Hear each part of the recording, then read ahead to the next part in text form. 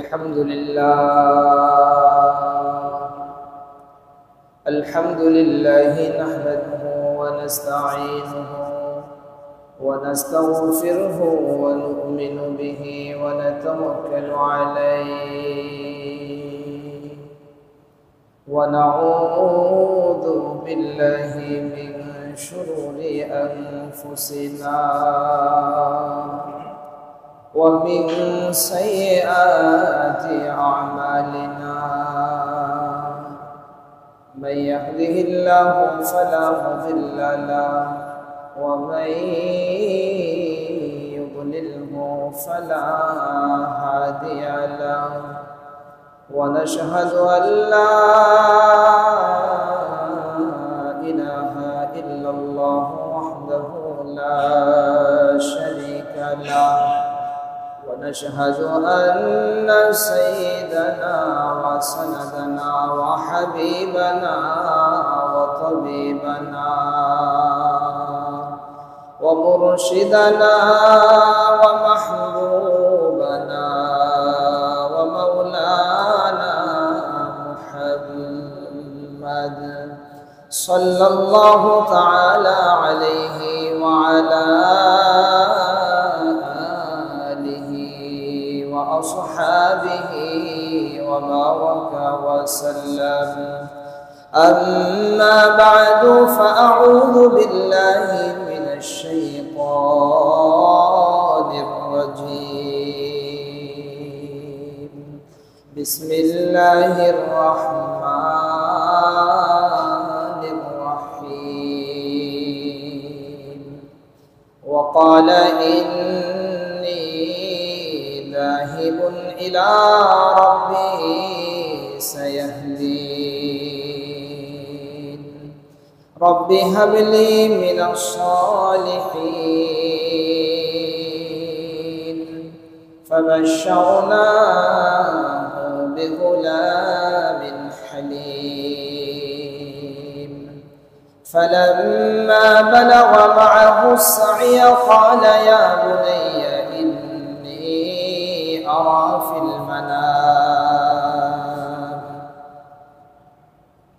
إني أرى في المنام أني أذبحك فانظر ماذا ترى. قال يا أبت افعل ما تؤمر ستجدني إن شاء الله من الصابرين. وعن زيد بن أرقم رضي الله تعالى عنه قال أصحاب رسول الله صلى الله عليه وسلم يا رسول الله ما هذه الأضاحي؟ قال سنة أبيكم إبراهيم عليه السلام.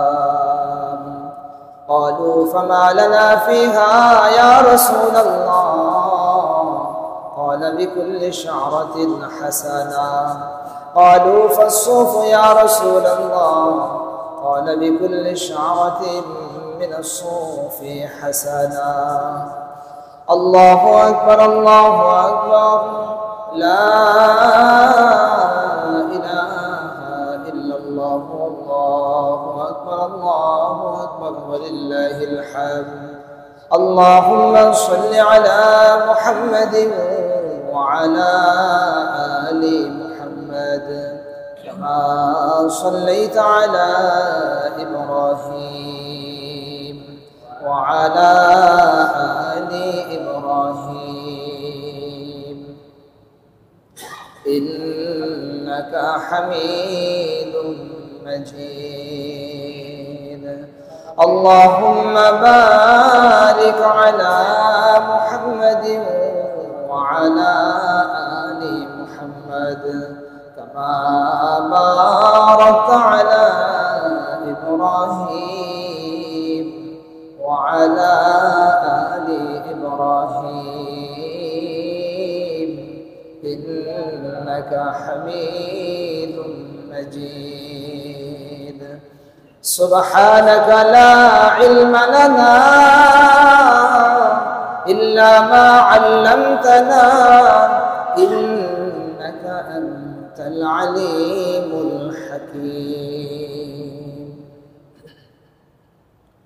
معزز محترم সম্মানিত মুসল্লিয়ান ইকরাম, আল্লাহ পাক রব্বুল আলামিনের মহান দরগাহে অসংখ্য অগণিত শুকরিয়া যে আল্লাহ পাক রব্বুল আলামিন আমাদেরকে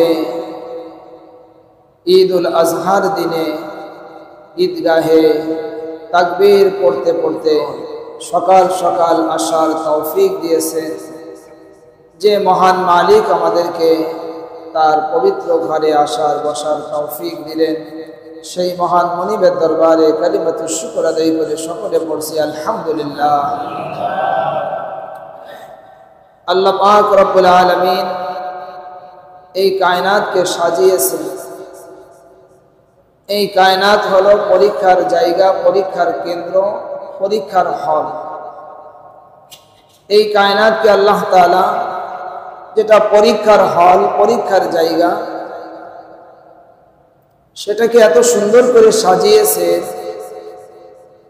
যেই জায়গা থেকে আমাদের চলে যেতে ইচ্ছা হয় না, যেই জায়গা থেকে আমাদের চলে যেতে হবে মনে চায় না। কি বলেন, ঠিক না বেটি?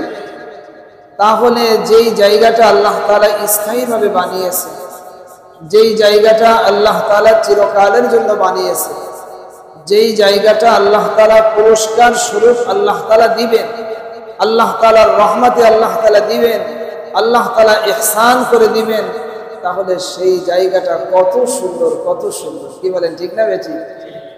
এই দুনিয়া হলো পরীক্ষার জায়গা। এইখানে আমাদের আগে আরো অনেক জাতি, বহু জাতি এই দুনিয়াতে আসছে। তারা আমাদের চেয়ে অনেক শক্তিশালী ছিল, তাদের বুদ্ধিমত্তা অনেক বেশি ছিল, তাদের কৌশলও অনেক বেশি ছিল।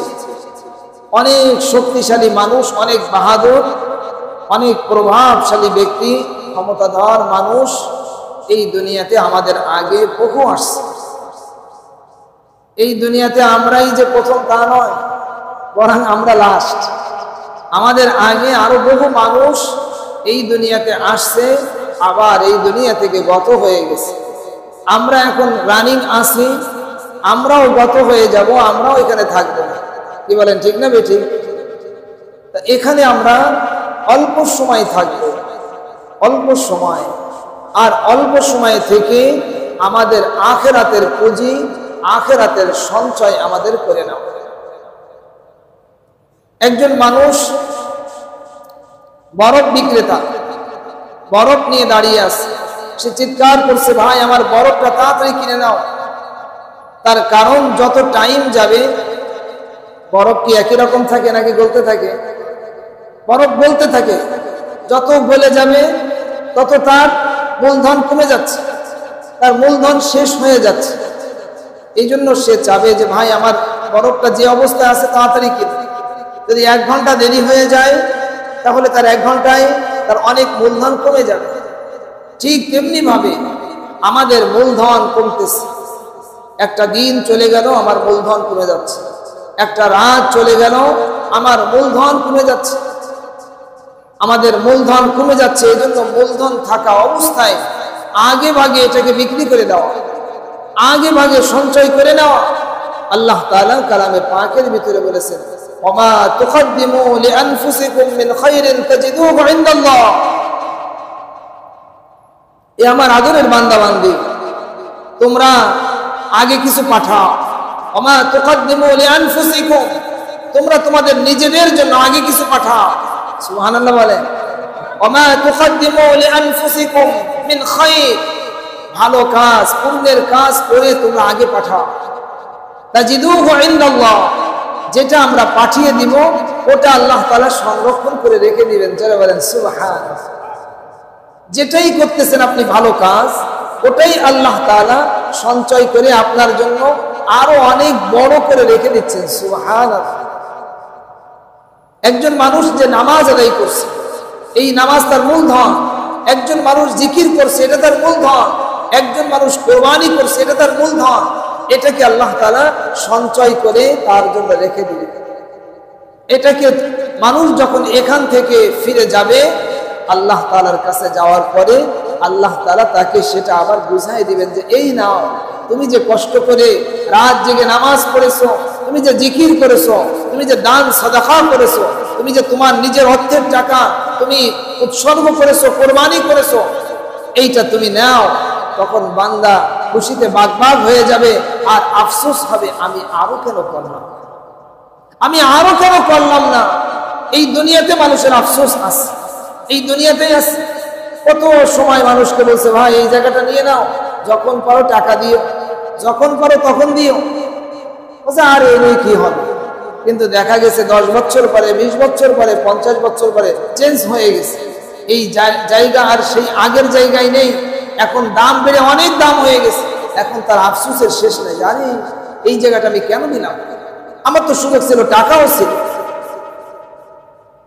প্রাণ প্রিয় মুসলমান ভাইরা, আল্লাহ পাক রব্বুল আলামিন হযরত ইব্রাহিম আলা নবিয়িনা আলাইহিস সালাতু ওয়াস সালাম, আল্লাহ পাক রব্বুল আলামিনের জলিলুল কদর পয়গম্বর, আল্লাহ পাক রব্বুল আলামিনের খলিল, আল্লাহ তাআলাকে খুশি করার জন্য, খুব খেয়াল করেন, আল্লাহ তাআলাকে রাজি আর খুশি করার জন্য, আল্লাহ তাআলাকে সন্তুষ্ট করার জন্য ইব্রাহিম আলাইহিস সালাতু ওয়াস সালাম জীবনের প্রত্যেকটা পদক্ষেপ তিনি গ্রহণ করেছেন যে আমার আল্লাহ তাআলাকে খুশি করতে হবে। সুবহানাল্লাহ। আমাদেরও একই কাজ, আমাদের জীবনের প্রত্যেকটা কাজ হলো এই, আমার এই কাজের মাধ্যমে আমি আল্লাহ তাআলাকে খুশি করব। কি বলেন ভাই? আমাদের কাজ কি? আল্লাহ তাআলাকে খুশি করা। হযরত ইব্রাহিম আলাইহিস সালাতু ওয়াস সালাম তার জীবনের প্রত্যেকটা পদক্ষেপ এমন ছিল, তার প্রত্যেকটা কাজের দ্বারা তিনি এটাই করেছেন, এটাই দেখিয়েছেন তিনি আল্লাহ তাআলাকে রাজি আর খুশি করতে চান। হযরত ইব্রাহিম আলাইহিস সালাতু ওয়াস সালাম কালামে পাকের ভিতরে আল্লাহ তাআলা ইতিহাস বয়ান করেছেন, ওয়া ক্বালা ইন্নী যাহিবুন ইলা রাব্বি সায়াহদিন। ইব্রাহিম আলাইহিস সালাতু ওয়াস সালাম তিনি বললেন আমি আমার রবের দিকে চললাম, আমার রব তিনি অতি সত্বর আমাকে পথ দেখাবেন। রব্বি হাবলি মিনাস সালিহিন। ইব্রাহিম আলাইহিস সালাতু ওয়াস সালাম তিনি দোয়া করলেন, রব্বুল আলামিন আপনি আমাকে একটা নেককার সন্তান আপনি দান করেন। রব্বি হাবলি মিনাস সালিহিন। ফাবাশশারনাহু বিগুলামিন হালিম। আমি তাকে সুসংবাদ দিলাম, সহনশীল পুত্র সন্তানের সুসংবাদ দিলাম। সুসংবাদ দেওয়ার পরে আল্লাহ পাক রব্বুল আলামিন বৃদ্ধ বয়সে ইব্রাহিম আলাইহিস সালাতু ওয়াস সালামকে পুত্র সন্তান দিয়ে দিলেন। হযরত ইব্রাহিম আলাইহিস সালাতু ওয়াস সালামের এই সন্তানের নাম হলো ইসমাঈল। হযরত ইসমাঈল আলাইহিস সালাতু ওয়াস সালাম এরপরে ফালাম্মা বালাগা মাআহু সা'য়া قال يا بني إني أرى في المنام أني أذبحك। যখন এই পুত্র সন্তান দৌড়াদৌড়ি করার বয়সে উপনীত হয়ে গেল, যখন পিতার কাজে সাহায্য করতে পারে এমন বয়সে যখন পৌঁছে গেল, তখন ইব্রাহিম আলাইহিস সালাতু ওয়াস সালামকে আল্লাহ তাআলা স্বপ্নে দেখালেন। স্বপ্নের মাধ্যমে দেখালেন ইব্রাহিম আলাইহিস সালাতু ওয়াস সালাম স্বপ্নে কি দেখেছেন। ইব্রাহিম আলাইহিস সালাতু ওয়াস সালাম বলেন, قال إني أذبحك فانظر ماذا ترى فلما بلغ معه السعي قال يا بني إني أرى في المنام أني أذبحك فانظر ماذا ترى। ইব্রাহিম আলাইহিস সালাতু ওয়াস সালাম পুত্রকে লক্ষ্য করে বললেন, হে আমার আদরের পুত্র, আমি স্বপ্নের ভিতরে দেখেছি তোমাকে আমি জবাই করছি। আন্নী আযবাহু ফানজুর মাযা তারা। আমি তো স্বপ্নের ভিতরে দেখেছি, এখন তোমার মতামত কি? তোমার এই ব্যাপারে তোমার সিদ্ধান্ত কি? তোমার রায় কি? তুমি সেটা বলো।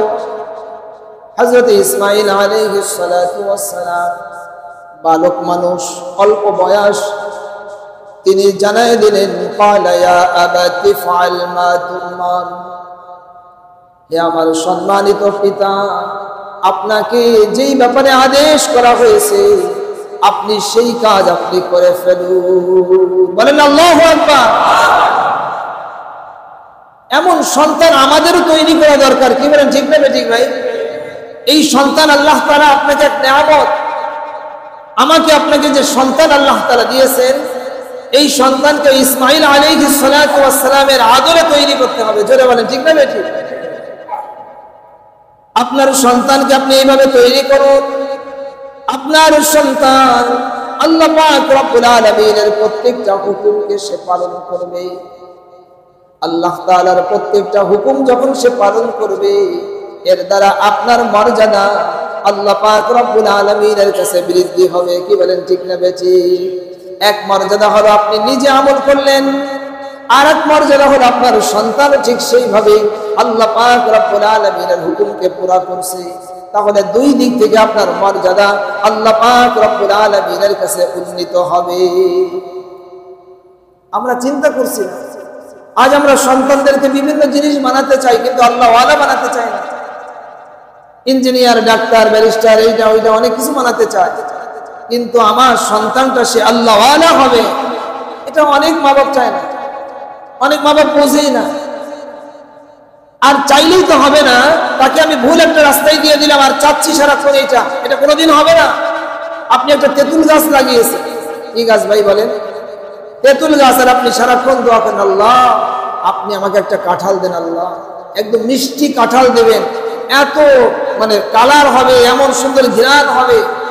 আপনি কেন, সারা দুনিয়ার সমস্ত পীর বুজুর্গ সবাই মিলে যদি দোয়া করে, আল্লাহ তাআলা কোশ্চিন করে দিবেন, এই তুই লাগাইছিস তুই, হ্যালো আপনার কি বলে, হ্যাঁ, তেঁতুল গাছ, আর তুমি আশা করতেছো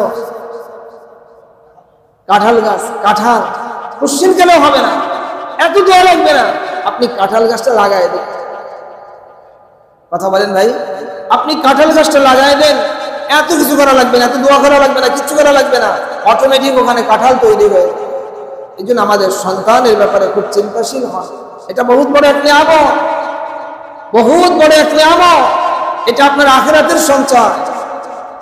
আপনার সন্তান আপনার জন্য আপনি এমন ভাবে তাকে তৈরি করেন, এমন ভাবে আপনি তাকে তৈরি করেন, আপনি মারা গেলে সে আপনার জন্য কাঁদতে থাকবে, আপনার জন্য অস্থির হয়ে যাবে, সারাক্ষণ দোয়া করবে, জিকির করবে, দান সদকা করবে। এমন সন্তান যদি আপনি তৈরি করে না যান, তাহলে তো আপনি মৃত্যুর পরে আপনি এই জিনিসগুলো পাবেন না, বঞ্চিত হবেন। নিজেই নিজে বঞ্চিত হয়ে গেল, নিজেই নিজে বঞ্চিত হয়ে গেল। এই জন্য ভাই, আমাদের সন্তানদেরকে এইভাবে তৈরি করা, আল্লাহওয়ালা বানানো। আল্লাহওয়ালা বানানোর সহজ রাস্তা হলো কোন আল্লাহওয়ালা সোহবতে থেকে বসায় না, আল্লাহওয়ালা সোহবতে থেকে আসতেই হবে। এটা ছাড়া পশ্চিমকালেও সে আল্লাহওয়ালা হতে পারে। রাস্তা এটাই। ডাক্তার বানাতে চাইলে ডাক্তারের কাছে বসায় দেন, ইঞ্জিনিয়ার বানাতে চাইলে ইঞ্জিনিয়ারের কাছে বসায় দেন। কথা ঠিক না বেঠিক ভাই? যদি কখনো ভুল বলি আপনি বলবেন, আপনারা বলবেন। এই নিয়মে আমাদের চলে আসা দরকার। হযরত ইব্রাহিম আলাইহিস সালাতু ওয়াস সালাম স্বপ্নে যখন দেখলেন পুত্রের সঙ্গে আলোচনা করছেন, পুত্র বলে দিয়েছে, আপনাকে যা আদেশ করা হয়েছে আপনি করে ফেলেন। সাতাজিদুনি ইনশাআল্লাহু মিনাস সাবিরিন। আপনি আমাকে যদি আল্লাহ তাআলা চান তাহলে ধৈর্যশীলদের অন্তর্ভুক্ত পাবে। বলেন না ভাই সুবহানাল্লাহ, জোরে বলেন না, আবার বলেন না, আরো জোরে বলেন সুবহানাল্লাহ।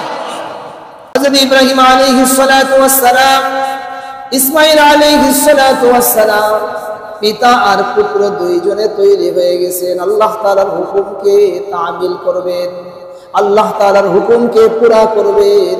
আমরা এই দুনিয়াতে কার হুকুম বাস্তবায়ন করব? জোরে বলেন, কার হুকুম?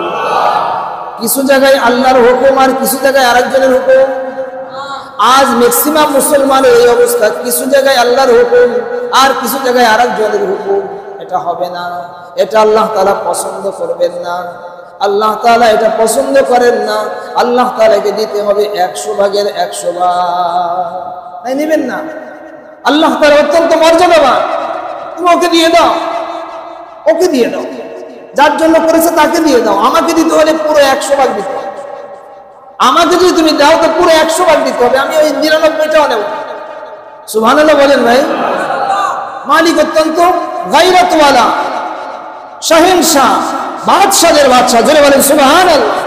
বাদশাদের বাদশাহ, বাদশাদের বাদশাহ, আহকামুল হাকিমি, আহকামুল হাকিমি, সেই মালিকের হুকুম পালন করতে হবে।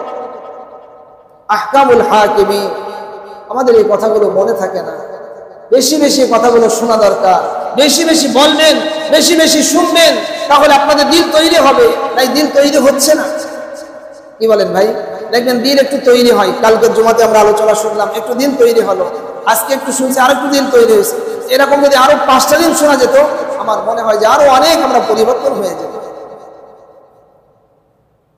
হযরত ইব্রাহিম আলাইহিস সালাতু ওয়াস সালাম, হযরত ইসমাঈল আলাইহিস সালাতু ওয়াস সালাম মিনার ভিতরে, মিনার প্রান্তরে সামান্য একটা উঁচু পাহাড়, সেই উঁচু পাহাড়ের উপরে উঠছেন।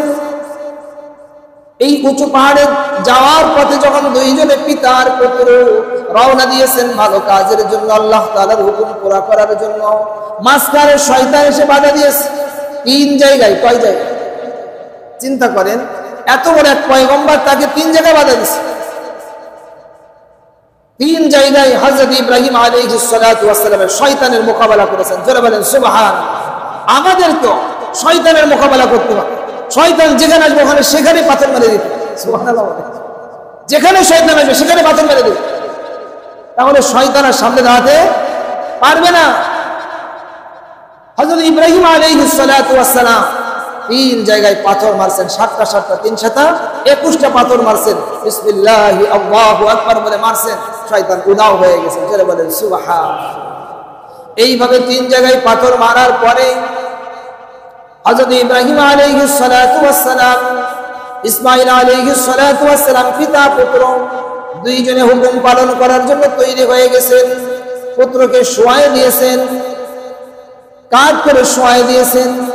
কাঁধ করে শোয়ায় দেওয়ার পরে হযরত ইব্রাহিম আলাইহিস সালাতু ওয়াস সালাম ছুরি দিয়েছেন, চোখ বেঁধে নিয়েছেন। চোখ বেঁধে নিয়ে ছুরি নিয়ে একেবারে সমস্ত আয়োজন তৈরি হয়ে গেছে। এই দৃশ্য সমস্ত ফেরেশতা, পুরা কায়নাতের ভিতরে এক ঝলঝলা তৈরি হয়ে গেছে। কি দৃশ্য আমরা দেখতেছি, কি দৃশ্যের কথা আমরা শুনতেছি, কি হতে যাচ্ছে, কি হতে যাচ্ছে। ফেরেশতারা পর্যন্ত তারা ভীত সন্ত্রস্ত হয়ে যাচ্ছে যে কি হতে যাচ্ছে। আল্লাহ পাক রব্বুল আলামিন আলিমুল গায়ব, তিনি সামনেরটা জানেন, অদৃশ্যটা জানেন। কোন ব্যক্তি সামনেরটা জানে না, কোন ব্যক্তি সামনে কি হবে এটা জানে না। কি বলে? কেউ জানে না সামনে কি হবে, এটা কে জানেন? একমাত্র আল্লাহ তাআলা। আর নবীদেরকে আল্লাহ তাআলা যেটা জানিয়েছেন যে সামনে এই হবে, এই হবে, এটা আল্লাহ তাআলার জানানোর মাধ্যমে তারা জানতে পেরেছেন। নবীদের জানানোর মাধ্যমে আমরাও জানতে পেরেছি সামনে কিয়ামত হবে, আরো অনেক কিছু হবে, এগুলো আমরা নবীদের মাধ্যমে জানতে পেরেছি। আপনাদের কাছে দানের উদ্দেশ্যে রুমাল যাচ্ছে, আপনারা আপনাদের সাধ্য অনুযায়ী দান। হযরত ইব্রাহিম আলাইহিস সালাতু ওয়াস সালাম পিতা আর পুত্র দুইজনে তৈরি হয়ে গেছেন। ভাই গভীর মনোযোগ দেন, গভীর মনোযোগ। এটা কোনো প্রাণী নয়, এটা আপন সন্তান, কলিজার টুকরা সন্তান। যেই সন্তানকে দীর্ঘদিন লালন পালন করছেন, সেই সন্তানের গায়ের গলার উপরে ছুরি চালানো এটা কোনো সহজ ব্যাপার নয়, এটা অত্যন্ত কঠিন ব্যাপার, অনেক কঠিন ব্যাপার। কিন্তু কঠিন ব্যাপার হলে কি হবে, যেহেতু মালিকের অর্ডার, মালিকের হুকুম। হযরত ইব্রাহিম আলাইহিস সালাতু ওয়াস সালাম পুত্রের গলায় ছুরি চালায় দিলেন। আল্লাহ তাআলার অর্ডার আছে, এ ছুরি খবরদার খবরদার, কখনো আমার ইসমাইলের একটা পশম যেন না কাটে। হযরত ইব্রাহিম আলাইহিস সালাতু ওয়াস সালামের মনের অবস্থাটা তখন কি অবস্থায় ছিল, কত কঠিন অবস্থার ভিতরে দিয়ে তিনি এই কাজ সম্পাদন করতেছেন। দিলের ভিতরে সন্তানের প্রতি মায়া মমতা সবই আছে, কিন্তু অপরদিকে আল্লাহ পাকের অর্ডার, আল্লাহ পাকের হুকুম হয়ে গেছে, তাই সন্তানের গলার উপরে তিনি ছুরি চালাইতেছেন। আল্লাহ পাক রব্বুল আলামিন এই আয়োজন দেখার ইচ্ছা ছিল, দেখি আমার ইব্রাহিম আমার জন্য কি করে। আল্লাহ পাক রব্বুল আলামিনের কাছে এই কাজটা এত পছন্দনীয় হয়ে গেল, এত পছন্দনীয় আল্লাহ পাকের কাছে হয়ে গেছে। আল্লাহ তাআলা ডাক দিলেন, ওয়ানাদাইনাহু আইয়া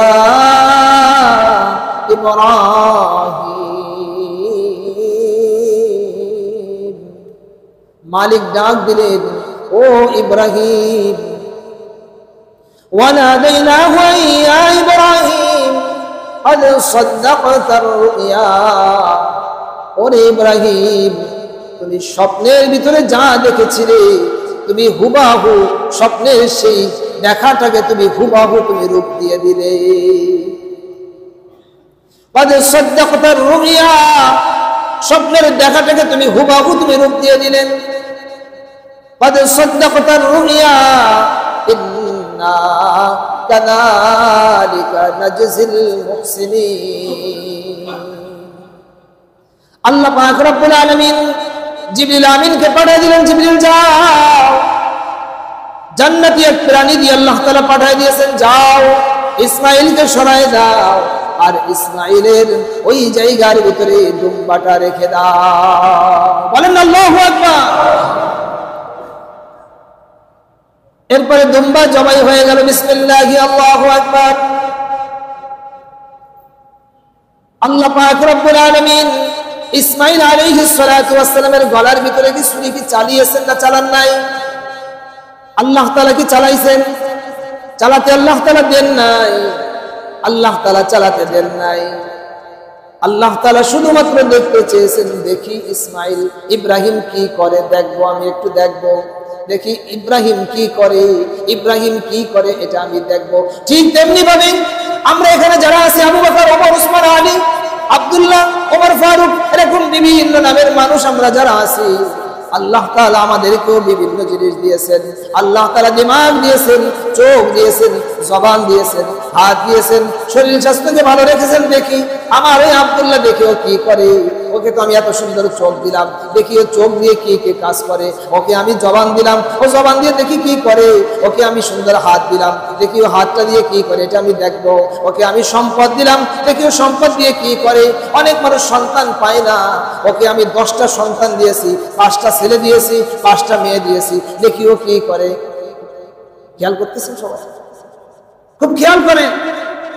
আল্লাহ তাআলা দেখতে চান, দেখি আমার ওই আব্দুল্লাহ, আমার ওই ওমর, আমার ওই উসমান, আমার ওই আলী, আমার ওই ফাতেমা, আমার ওই জোহরা, আমার ওই রহিমা, দেখি আমার জন্য কি করে, দেখবো।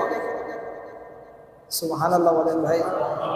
আল্লাহ তাআলা নিবেন না, কিচ্ছু নিবেন না। আল্লাহ তাআলা কোনো দরকারই নাই, আল্লাহ তাআলা কোনো প্রয়োজন নাই। কুল হুয়াল্লাহু আহাদ আল্লাহুস সামাদ, আল্লাহুস সামাদ।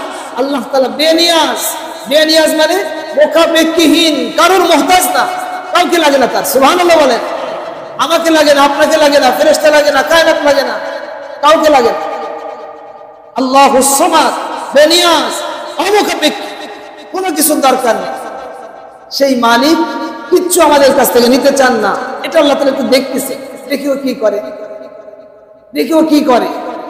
আমরা যদি একটু খেয়াল করে যদি চলতে থাকি, একটু একটু পরীক্ষা দেব ভাই, একটু একটু পরীক্ষা দেওয়া যাবে না? কি বলেন ভাই? একটু একটু পরীক্ষা, এই 5 ওয়াক্ত নামাজটা একটু করি, ইমানটাকে ঠিক রাখি। কোনোভাবে আপনি ইমানকে নষ্ট করেন না। অনেক সময় মানুষ ক্ষমতার কারণে ইমান নষ্ট করে ফেলতেছে, অনেক সময় মানুষ পদের কারণে ইমান নষ্ট করে ফেলতেছে, অনেক সময় মানুষ টাকার কারণে ইমান নষ্ট করে ফেলতেছে। আপনার ইমান নষ্ট হয়ে যাচ্ছে কিনা খেয়াল রাখেন। সারাক্ষণ আপনাকে খেয়াল রাখতে হবে আপনার ঈমান নষ্ট হচ্ছে। আমল পরে, ঈমান আগে। সবাই কথা বলেন ভাই, আমল কি? আমল পরে, ঈমান আগে। ঈমানকে আপনি ঠিক রাখেন, তারপর আপনি আমল করেন। আল্লাহ, এইভাবে যদি আমরা একটু পরীক্ষা যদি দিতে পারি, একটু যদি এইভাবে আস্তে আস্তে আস্তে আস্তে এভাবে যদি একটু আল্লাহ তাআলার হুকুম মেনে মেনে যদি চলতে পারি, হালাল হারামটা বেঁচে চলা, সুদ ঘুষ থেকে বেঁচে থাকা, মিথ্যা এগুলো না বলা, মানুষের উপরে জুলুম না করা। কেন আমি জুলুম? আমাকে যদি কেউ একটা জোরে একটা ঘুষি মারে, তাহলে আমার ব্যথা লাগবে কেমন? এই মুখ কাছে যদি কেউ জোরে ঘুষি মারে কেমন লাগবে বলেন তো ভাই? আপনি একজনে মারছেন মনে করেন, তার কেমন লাগছে? নিজের উপরে নিয়ে আসে। আপনি মনে করেন একজনের জমি আপনি ফাঁকি দিয়ে নিয়ে নিলেন, ওই জমিটা যদি আপনার কেউ যদি আপনার জমিটা ফাঁকি দিয়ে নিয়ে যেত, তাহলে কেমন লাগতো? মনে করেন একজন ব্যক্তি তার আরেকজনের বউকে ভাগায় নিয়ে আসছে, মনে করেন এটা যদি আপনার জীবনে হয়, আপনার স্ত্রীকে আরেকজন ভাগায় নিয়ে গেছে, তাহলে কেমন লাগতো? বিপরীত দিক থেকে ভাবতে হবে। কি বলেন ভাই? বিপরীত দিক থেকে আমরা ভাববো। বিপরীত দিক থেকে যদি আমরা চিন্তা করি, তাহলে কখনো কোনো অসুবিধা হবে না। আমরা আমাদের ঈমানকে ঠিক রাখি, আর এর সঙ্গে সঙ্গে আমরা নেক আমলকে বৃদ্ধি করি, নেক আমল বাড়াই, আর গুনাহকে ছেড়ে দিই। আমাদের হাতে আর বেশি টাইম নেই। আপনারা দ্রুত চলে আসুন, দোতলা তিনতলায় কালেকশন, আপনারা সামনের দিকে এগিয়ে যান। আল্লাহ পাক রব্বুল আলামিন হযরত ইব্রাহিম আলাইহিস সালাতু ওয়াস সালামের এই স্মৃতি এমন ভাবে আল্লাহ তাআলা এত পছন্দ হয়েছে আল্লাহ তাআলার কাছে, এই আমল, এটাকে আল্লাহ তাআলা আমাদের জন্য সুন্নাত বানিয়ে দিয়েছেন। করো, সারা দুনিয়ায় সবাই এই কোরবানি করবা। সুবহানাল্লাহ বলেন। জানেন হিসাব পরিমাণ মাল থাকবে, কোরবানি করতে হবে। যাও সবাই কোরবানি করো। আমার ইব্রাহিম যে কাজ করেছে আমাকে খুশি করার জন্য, তোমরাও সেই একই লাইন। তোমাদের উপরে সেই সন্তানের ঘরে ছুরি চালাতে বলি নাই, তোমরা একটা প্রাণী খরিদ, যাও একটা প্রাণী খরিদ করবা, আর এটার গলার উপরে তোমরা ছুরি চালাবা, আর এটাকে ওই সেই স্মৃতি তোমরা মনে রাখবা। ইব্রাহিম আলাইহিস সালাতু ওয়াস সালাম নিজের সন্তানের চাইতে আমার হুকুমকে বেশি প্রাধান্য দিয়েছে। তোমরাও তোমাদের জীবনের পরতে পরতে আমার হুকুমকে তোমরা প্রাধান্য দিবে। জোরে বলেন সুবহানাল্লাহ। এইভাবে আমরা ইনশাআল্লাহ কুরবানি দিব। আপনারা যারা কুরবানির পশু খরিদ করেছেন, সুন্দরভাবে আপনারা কুরবানি দিবেন। কুরবানির প্রাণীটাকে ভালো করে বেঁধে, জায়গা নির্দিষ্ট করে, ছুরিটা ভালো করে ধার দিয়ে এরপরে আপনারা কুরবানি দিবেন। কুরবানি দেওয়ার সময় অনেক সময় দেখা যায় অনেকগুলো নাম মানুষ লেখে, লেখার কোনো দরকার হয় না, তাও মানুষ লেখে। আপনারা যে কয়জন নিয়াত করে খরিদ করছেন, ওই হয়ে গেছে, নিয়াত করে যে খরিদ করছেন হয়ে গেছে, তারপরে দেখা যায় মানুষ লেখে, না লেখলেও কোনো অসুবিধা নেই। কোরবানির প্রাণী জবাই করার সময় তখন এটা পাঠ করতে হবে, বিসমিল্লাহি আল্লাহু আকবার, এইভাবে বলে কোরবানি আমরা দিব। আর কোরবানির প্রাণীকে জি ইন্নী ওয়াজ্জাহতু ওয়াজহিয়া লিল্লাযী ফাতারাস সামাওয়াতি ওয়াল আরদা হানিফা ওয়া মা আনা মিনাল মুশরিকিন লা শারীকা লাহু ওয়া বিযালিকা উমিরতু ওয়া আনা আউওয়ালুল মুসলিমিন। এইভাবে যে দোয়া আছে, আল্লাহুম্মা লাকা ওয়া মিনকা, এইভাবে যে দোয়া আছে, এই দোয়াটা যারা পারেন পড়বেন, না পড়লে কোনো অসুবিধা নেই। বিসমিল্লাহি আল্লাহু আকবার এইটা বলতে হবে। এই মূলটাকে আপনারা মনে রাখেন, বিসমিল্লাহি আল্লাহু আকবার। এবং এখান থেকে একটা জিনিস দেখেন, সব কাজে আযানের ভিতরে আল্লাহু আকবার, ইকামাতের ভিতরে আল্লাহু আকবার, নামাজের ভিতরে আল্লাহু আকবার, এরপরে এই যে তাকবীরে তাশরিক, এখানে আল্লাহু আকবার, আল্লাহ তাআলা সবথেকে বড়, আল্লাহ তাআলা সবথেকে বড়। আবার কুরবানি দিবেন, আবার সেখানেও বিসমিল্লাহি আল্লাহু আকবার, আল্লাহ তাআলা সবথেকে বড়। এত জায়গায় আমাদেরকে বলা হচ্ছে আল্লাহ তাআলা সবথেকে বড়। এতবার বড় বলার পরেও কি আমাদের কাছে কি মনে হয় আল্লাহ তাআলা ছোট? তাহলে আল্লাহর হুকুমটা যে আপনি করতেছেন না, এটা ওটা করতেছেন, এদিক চলে যাচ্ছেন, ওদিক যাচ্ছেন, তাহলে কি হলো? এতবার বলার পরেও আমাদের দিলের ভিতরে কিন্তু আল্লাহু আকবার ঢুকতেছে না ভাই। আমি এই কথা প্রায় বলি। নামাজের ভিতরে আমরা বলি 160 বার ডেলি, 160 বার বলতেছি আল্লাহু আকবার, 160 বার, কয়বার? 160 বার বলতেছি আল্লাহু আকবার। আর আযান আর ইকামতে বলতেছি 60 বার, মানে 120 বার আল্লাহু আকবার। আল্লাহ তাআলা সবথেকে বড়। আল্লাহ তাআলা জানাই দিয়েছেন, এই আমি সবচেয়ে বড়, তুই আমার বাদে কোন দিকে যাও? তুই কি পাগল? তুই কি মূর্খ? তুই অন্যদিকে কোন দিকে যাও? তুই আমার হুকুম অর্ডার পালন কর। ভাই এইভাবে আমরা আল্লাহ পাক রব্বুল আলামিনের যে হুকুম, প্রত্যেকটা হুকুমকে আমরা পূরণ করব। কোরবানি আমরা করব সহি নিয়াতে, অত্যন্ত দিল থেকে মহাব্বতের সঙ্গে।